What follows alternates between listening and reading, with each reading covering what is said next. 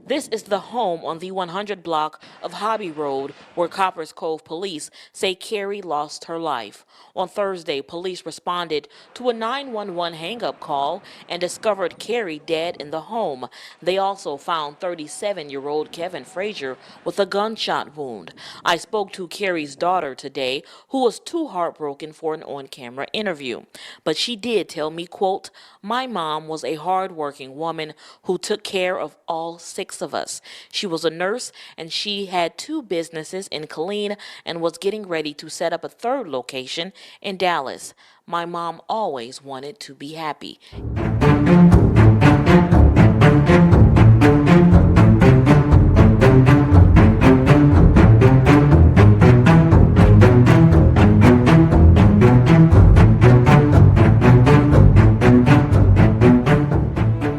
She called the police, and all they heard was screaming in the background before the line went dead. Police rushed to the house on Hobby Road. When they arrived, they knocked on the door. A man's voice from inside told them to wait, but the screaming got louder. The officer had no choice but to kick the door open. What he found inside was totally disturbing. Destiny Carey, a successful 33-year-old businesswoman and mother of 6, was lying near the front door. She wasn't moving. Blood was everywhere, and the man who was supposed to protect her, he was the one holding the smoking gun. This is the story of a woman who built an empire, raised 6 children, and helped her community, only to be gunned down by the person she trusted most, right as police arrived to save her. What exactly drove him to pull that trigger? And why did he think he could get away with murder when cops were literally at the door? This is the story of Destiny Carey, who was shot while police officers were just inches away. Welcome to our channel.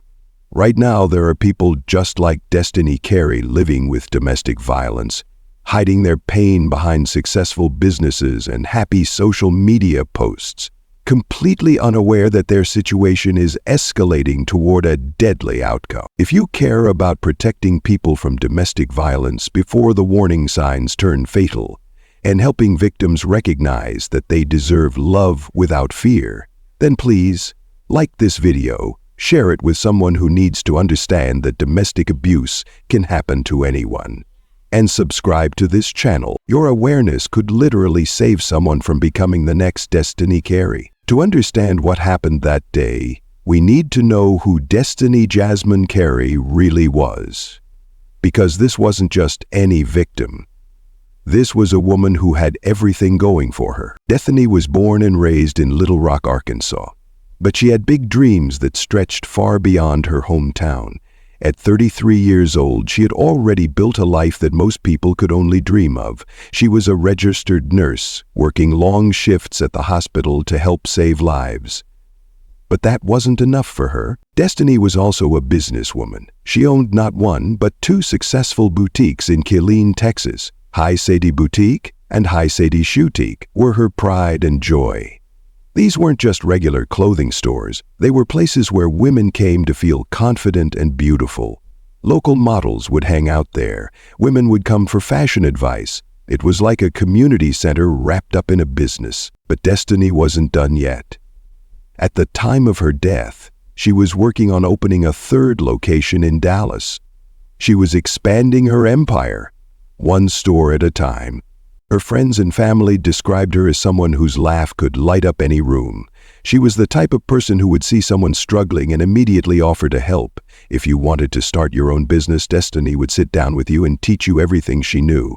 She would give you branding kits, show you how to market yourself, and cheer you on every step of the way. She was inspirational, her sister always said. She was full of life. But perhaps most importantly, Destiny was a mother. Not just to 1 or 2 children, but to 6 kids who depended on her for everything. She was also a grandmother to 1 grandchild. Every morning, she would get up before dawn to work her nursing shifts. Then she would rush to her boutiques to handle business, and somehow she still found time to be there for her children. Her family was everything to her. She worked multiple jobs not because she had to, but because she wanted to give her kids the best life possible. She wanted them to see that with hard work and determination you could achieve anything. People in the community looked up to her. Here was a single mother who had built 2 successful businesses while working as a nurse. She was proof that you could overcome any obstacle if you were willing to work for it. Her boutique at 1103 W Veterans Memorial Boulevard became more than just a store. It was a place where dreams were born. Young women would come in not just to buy clothes, but to talk to Destiny about their own business ideas. She would encourage them, mentor them, and sometimes even help fund their projects. From the outside, Destiny's life looked perfect. She had a thriving business, a career she loved, and 6 beautiful children. She was financially independent and respected in her community. She had overcome the challenges of being a young mother and built something amazing. But success can sometimes hide the darkest secrets. What people didn't know was that behind closed doors, Destiny's life wasn't as perfect as it seemed. There were problems at home that she kept hidden from her customers, her friends, and even some of her family members. In the year before her death, police had been called to her house 7 different times, 7 times in 12 months. That's more than once every 2 months. Each time there were reports of arguments, shouting, and domestic disputes. But Destiny never talked about these problems publicly. She kept showing up to work with a smile. She kept helping other women build their dreams. She kept being the strong, independent woman that everyone admired. Maybe she thought she could handle it on her own. Maybe she was embarrassed. Maybe she was scared. Or maybe she thought things would get better. The truth is, even the strongest people can find themselves trapped in situations they never expected. Even successful, independent women can become victims. Even someone who helps others every day might not know how to help themselves. Destiny's story shows us that domestic violence doesn't care how much money you have, how successful you are, or how many people look up to you. It can happen to anyone, anywhere, at any time. And sometimes, by the time people realize how serious the situation is, it's already too late. On April 7, 2022, all of Destiny's success, all of her hard work, and all of her dreams for the future would come to a violent end. The woman who had built an empire and raised 6 children would become another tragic example of how quickly everything can change. But what exactly happened in that house? And who was the man behind the trigger? The man who would ultimately take Destiny's life was her husband, Kevin Frasier. At 37 years old, Kevin seemed like someone who had his life together, at least on paper. Kevin was a military man. He had served in the United States Army for 12 years, from 2004 to 2016. That's a long time to dedicate to serving your country. He worked his way up to the rank of staff sergeant, which meant he was respected by his fellow soldiers and trusted with leadership responsibilities. During his time in the Army, Kevin had 2 different jobs. He started as a cannon crew member operating heavy artillery weapons. Later, he became a public affairs specialist, which meant he helped communicate with the media and the public about military operations. Kevin wasn't just sitting behind a desk either. He was deployed to Iraq twice. His first deployment lasted from December 2003 to March 2005. That's over a year in a war zone. His second deployment was from August 2006 to October 2007, another 14 months away from home. These deployments were dangerous. Kevin saw combat. He experienced things that most people never have to face. The military recognized his service too. He received several awards during his time in the Army, showing that he was a good soldier who did his job well. When Kevin left the military in 2016, he should have been set up for success. He had leadership experience, technical skills, and a strong work record. Many employers valued military experience. Kevin should have been able to build a good civilian life, but something went wrong after Kevin left the Army. In 2010, while he was still serving, Kevin had his first run-in with civilian law enforcement. Killeen police arrested him in September for assault with bodily injury. This means he physically hurt someone badly enough that police got involved. But that wasn't the end of it. Just 1 month later, in October 2010, Kevin was arrested again. This time it was for violating a magistrate's order. A magistrate is a type of judge, and when they give you an order, you have to follow it. Kevin didn't. Then in November 2010, Kevin was arrested for a third time. Now he was violating a court order. The courts had told him to do something or not do something, and he ignored them. 3 arrests in 3 months, all while he was still an active duty soldier. This shows a pattern of behavior where Kevin didn't respect authority when it came to his personal life, even though he could follow orders in the military. These arrests happened 12 years before Destiny's murder, but they show us something important about Kevin's character. When he got angry or frustrated, he sometimes turned to violence, and when the courts tried to control his behavior, he ignored them. Fast forward to 2022. Kevin and Destiny were married and living together on Hobby Road in Copperas Cove. From the outside, they looked like a normal couple. Kevin was a military veteran, Destiny was a successful businesswoman. They should have been living the American dream, but their neighbors and the local police knew better. In the year before Destiny's death, police were called to their house 7 different times. 7 calls in 12 months. That's not normal for any household. Each time police showed up, there were reports of arguments, shouting, and domestic disputes. The neighbors could hear the fighting. Sometimes it got so loud that someone felt they had to call 911. But here's the thing about domestic violence. It often stays hidden. Destiny never pressed charges against Kevin. She never filed for divorce. She never took out a restraining order. To most people, including her customers and some of her family, everything seemed fine. This is actually very common in abusive relationships. The victim often feels like they can't leave or that things will get better. Sometimes they're embarrassed. Sometimes they're scared of what might happen if they try to leave. Sometimes they still love the person who's hurting them. Destiny was a strong, independent woman.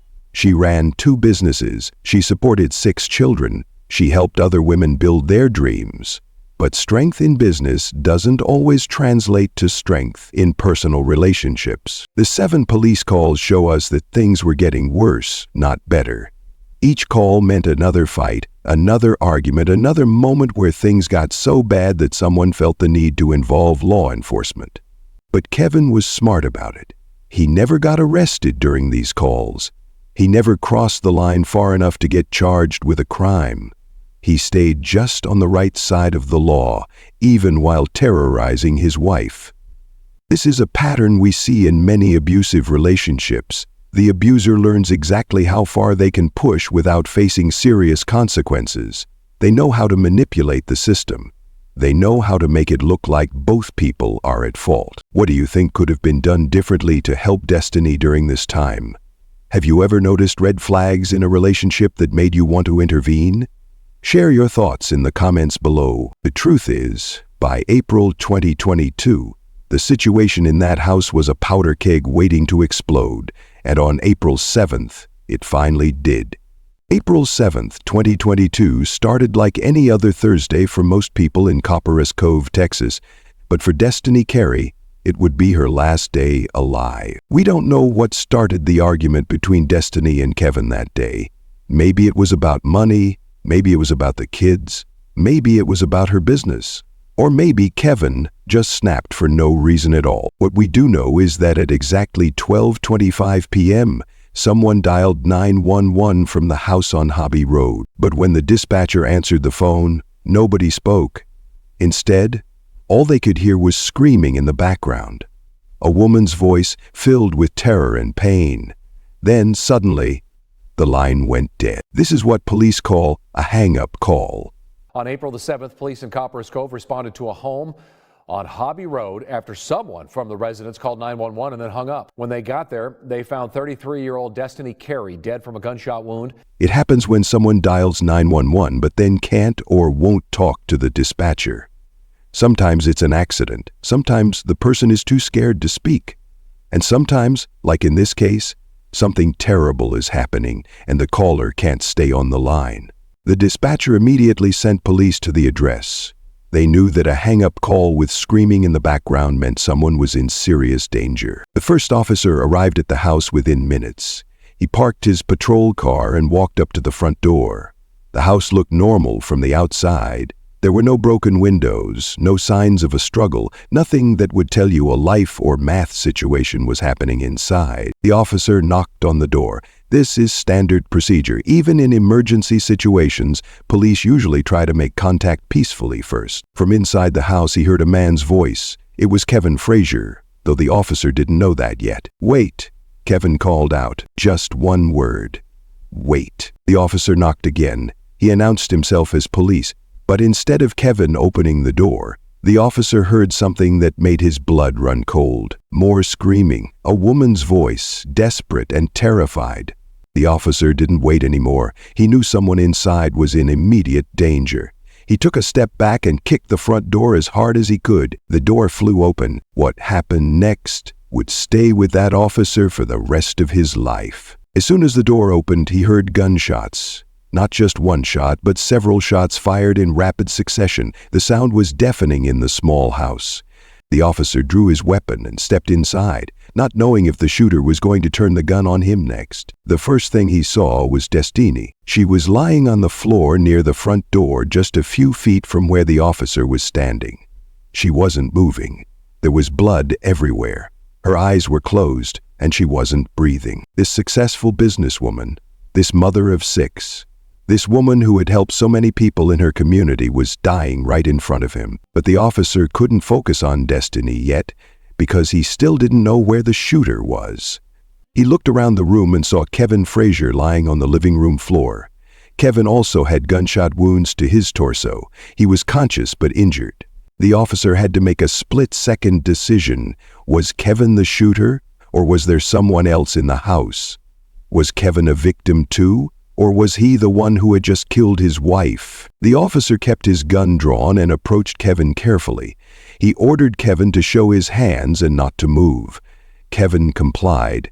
The officer quickly handcuffed him, just to be safe. Only then could the officer turn his attention back to Destiny. He immediately started CPR, trying desperately to save her life.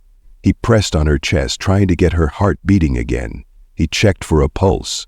He did everything he had been trained to do, but it was too late. Destiny had lost too much blood. The gunshot wounds were too severe. There was nothing the officer could do to bring her back. Within minutes, paramedics arrived at the scene. They took over from the officer using advanced life-saving equipment. They tried everything they could think of.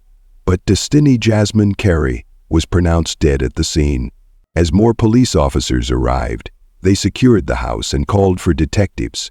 Kevin was still lying on the floor, bleeding from his gunshot wounds.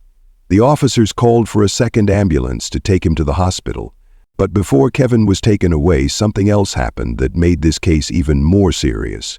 Remember how the officer heard gunshots as soon as he kicked the door open? Well, one of those bullets didn't just hit Destiny. It went through a window near the front door and came dangerously close to hitting the officer. The bullet passed through the officer's pants on his left leg. If it had been just a few inches higher or lower, it could have hit an artery and killed him. Instead, glass from the broken window cut into his leg, embedding sharp pieces into his skin. This meant that Kevin hadn't just murdered his wife, he had also committed aggravated assault against a police officer. Whether he meant to shoot at the cop or not didn't matter. The bullet came from his gun, and it nearly killed a law enforcement officer. Kevin was loaded into an ambulance and taken to Carl R. Darnall Army Medical Center at Fort Hood. The same hospital where he might have been treated during his military service was now treating him for gunshot wounds he had received while murdering his wife. As the ambulance drove away, Destiny's body remained in the house. Crime scene investigators would spend hours documenting everything, taking photos, collecting evidence, and trying to piece together exactly what had happened in those final moments. But one thing was already clear. Destiny Carey, the woman who had built 2 successful businesses and raised 6 children, was dead. And her husband was the one who killed her. The question now was, would Kevin survive his injuries, and if he did, what story would he tell about what happened in that house? Kevin Frasier survived his gunshot wounds. Within days, he was stable enough to talk to police from his hospital bed, but the story he told investigators didn't make sense. Kevin claimed that he and Destiny had been struggling over a gun when it went off accidentally. He said they were both trying to grab the weapon when it fired, multiple times, killing his wife and wounding him. But the evidence told a completely different story. First, the gunshot wounds on Kevin's body were consistent with self-inflicted injuries. The angle and location of the bullets suggested that Kevin had shot himself, not that he was accidentally wounded during a struggle. Second, the crime scene didn't support Kevin's version of events. If there had been a struggle over the gun, investigators would have expected to see signs of a fight. Overturned furniture, items knocked over, maybe defensive wounds on Destiny's hands or arms. But there was none of that. Instead, the evidence suggested that Kevin had shot Destiny multiple times, then turned the gun on himself. This wasn't a tragic accident during a domestic dispute. This was a deliberate murder followed by a failed suicide attempt. The medical examiner's report confirmed what investigators already suspected. Destiny had been shot several times in the torso. The wounds were fatal, and she would have died within minutes. Kevin's story kept changing, too. First he said they were struggling over the gun. Then he said Destiny had grabbed the gun first. Later he claimed he was trying to take the gun away from her, to prevent her from hurting herself. These inconsistent statements are common when someone is lying about a crime.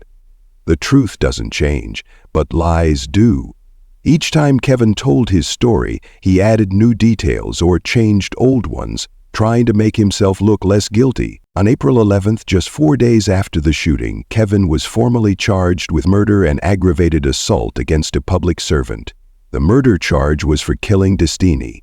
The assault charge was for the bullet that nearly hit the police officer. Kevin was held in the Bell County Jail on a $1 million bond. Even if he could afford to pay it, he would have to convince a judge that he wasn't a flight risk or a danger to the community. Meanwhile, the community was mourning the loss of Destiny Carey.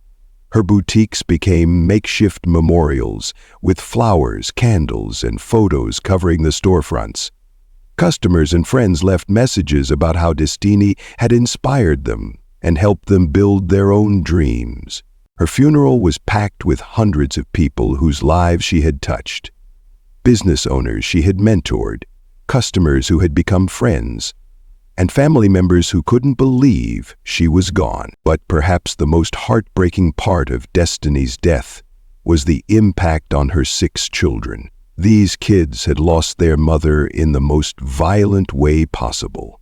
They would grow up knowing that their stepfather had murdered the woman who had worked so hard to give them a better life. The oldest child was just a teenager, the youngest was still in elementary school. All of them would need years of therapy and support to deal with the trauma of losing their mother this way. Kevin Frasier had destroyed more than just one life that day. He had shattered an entire family and left 6 children without the woman who had been their whole world. Destiny Carey's murder wasn't just a random act of violence. It was the deadly end result of domestic abuse that had been building for years. And tragically, her story happens more often than most people realize. The numbers are frightening. Every year in the United States, domestic violence affects over 10 million people. 1 in 4 women and 1 in 7 men will experience severe physical violence from an intimate partner in their lifetime. But here's what makes it even worse. Most cases never get reported. Victims stay quiet because they're scared, ashamed, or they believe their partner will change. Looking back at Destiny's case, the warning signs were everywhere. Kevin Frasier had a documented history of violence going back to 2010. He was arrested for assault with bodily injury. Then he violated court orders, not once, but twice. These weren't just paperwork mistakes. They showed a clear pattern of someone who couldn't control his anger and didn't respect authority. The police had been called to Destiny and Kevin's house multiple times in the year before she died. Multiple times. That means neighbors heard fighting, screaming, or other signs of trouble. Each one of those calls was a red flag, waving in the wind, warning that something terrible might happen. Domestic violence rarely starts with murder. It usually begins small and gets worse over time. Maybe it starts with jealousy or controlling behavior. Then it becomes pushing, slapping, or choking.